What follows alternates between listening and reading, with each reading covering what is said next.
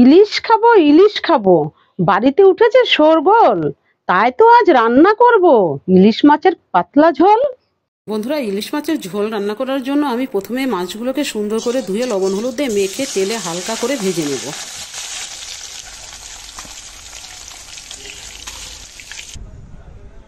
এবার তেলে একটু জিরে ফোড়ন দেব, কিছু বেগুন ও কচু দেব। এবার স্বাদ মতো হলুদ ও লবণ দেব, দিয়ে সুন্দর করে লাল করে ভেজে নেব। এবার একটু জিরে ও লঙ্কা বাটা দেব, দিয়ে সুন্দর করে কষিয়ে নেব। তারপর যখন বেগুন ও কচুগুলো খুব নরম হয়ে যাবে তখন পরিমাণ মতো জল দেব। এবার কিছুক্ষণ ফুটে ওঠার পর ভেজে রাখা মাছগুলো দিয়ে দেব। এবার আরও কিছুক্ষণ ফুটিয়ে নামিয়ে নেব। রেডি ইলিশ মাছের পাতলা ঝোল।